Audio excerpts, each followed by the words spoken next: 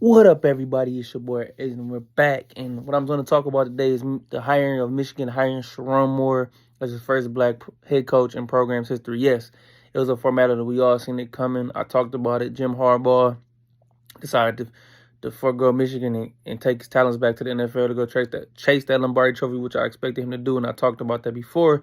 As we talked about before last week when I dropped the video on the breaking news, I did say that the Michigan Wolverines should hire Sherron Moore, and that's what they did a little over 48 hours ago on that Saturday. They did it. I'm proud of them. Great job by them. I think it was an easy transition for them to do this, but everything is ongoing right now. And as we talked about, now that he has the job, there's things that he needs to focus on. So I'm giving you guys an update on the coaching staff, what I think needs to happen going forward for him to start to try to be successful as Michigan's next head coach permanently now. I know he had those 3 wins when Harbaugh was under suspension, but this is different now. He officially has the gig, so he has to focus on recruiting, coaching changes, getting ready for spring practice, everything that a coach has to deal with. So it's a lot. Now, as we all know, he signed a 5-year deal for around $5.5 million. About pretty good. What I thought he was gonna get, for becoming a first-time coach. That being said, the main thing was who's gonna leave this staff, who's gonna come, who's gonna go. The 2 biggest guys and the 2 biggest losses right now. J.C. Minter, defensive coordinator, has done a phenomenal job at his time in Michigan. He decides to go with Jim Harbaugh to the Los Angeles Chargers. And then the biggest shocker came this morning when I was for sure that he was going to stay. And people do not understand how important this is for a strength and conditioning coach. And this applies to college football and college football only, in my opinion. NFL is a little different. These guys have personal trainers. These guys training their own. These training staffs are there to keep the guys healthy, not hurt. But in college, this is a big team bonding, a big thing that these strength and conditioning coaches develop these players, not only physically but mentally, putting them through some of these things to get them tough and ready for the season. And now January, February, March, during spring training, summertime is where these teams are really made, and your adversity, what you can fight through, and how you can get through things that really make you a better player. And he's developed players well, and players loved him and talk about him well. A lot of guys sad, broken heart emojis, tweets. They're gonna miss him throughout Twitter and X all the day. I'm sure it's on Instagram too as well, but mainly seen on X. So that's a big loss.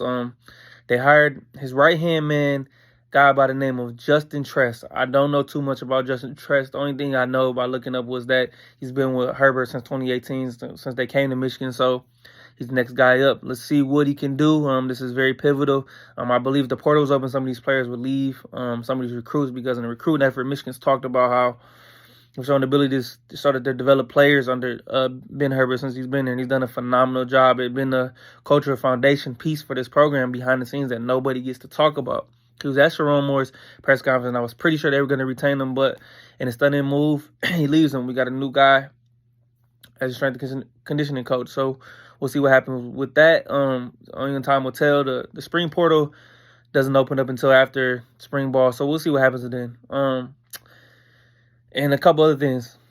A lot of coaching changes right now is still ongoing, but some of these are official. Grant Newsome, who was the Titans coach since 2022, former Michigan player, got promoted to offensive line coach. That's right. Sherron Moore hires him. Also, we're trying to figure out who's going to be the defensive coordinator, which we don't know yet. Maybe I'm thinking that it's going to be Steve Klinsky, the DB coach. Big important guy's been with the staff since 2021. Has helped recruit a lot of guys, helps develop a lot of guys such as Will Johnson, who will be an NFL player, DJ Turner, Dax Hill, Mike Sanders still, Keon Sabb right now. The list goes on. Makari Page, Rob Moore. The list goes on and on. He's from Ohio, so he does a great job in the state of Ohio helping recruit, even in Kentucky as well. Give Michigan some of these players that they definitely need big time. So we'll be seeing if he gets that promotion. I believe he will get the co-defensive coordinator. I believe it's saying, reading from the On3 article, that they will hire a big name as a coordinator. So we'll see what happens in that aspect. And then play caller. Sherron Moore cannot be the coach and be the play caller anymore. It's too much responsibility. You see what it's done to Ryan Day. So I believe that guy will be Kirk Campbell, the quarterback's coach. He's done a good job with J.J. McCarthy over his last couple years. So I believe he will be the guy calling plays. Now, I know Ron Bellamy, the wide receivers coach, will be staying on. And Mike Hart's status is up in question. Mike Elson, the D-line coach, status is up in question. We're not sure what's going to happen. But that's the coaching news right now, and that's how the staff is looking up right now. But my biggest thing with Michigan right now is the impact of this NIL and this recruiting. as good as we've been these last 3 years, the recruiting has not been what it should be in the top 5, top 10 at least. We finished this year, according to 247, 16 ranked overall. Sherron Moore had a little statement to say about NIL and the transfer portal and all that stuff. Going into since he got hired. Recruiting has changed. It's changed tremendously, but we're going to be extremely aggressive with it. We're going to attack it just like we're attacking scheme. We're going to do it the same way, the same attitude, relentlessly, so we make sure that we keep our great players here and we bring in great players to the program. So I guess it's ongoing. As we know, Michigan's been known to retain their players, retention well, but not in the recruiting effort. It just hasn't hit, man. I know they're great at developing, but like I said, we don't know what the status of this new strength and conditioning coach will be, but we got to ramp this up a little bit. See what Ohio State's done. Reportedly spent $13 million in recruiting right now. They're ramping up to go get a national championship because we just won one. But you got to stay consistent. You got to stay in the present in college football right now because it's ever-changing. But we'll see what happens with spring ball. We'll see what happens. I'll be back later to give you guys some more updates on the coaching staff. But we got to give Sherron Moore a fair chance. He's not Jim Harbaugh, but I think he will be better. I think he's 37 years old. He's younger.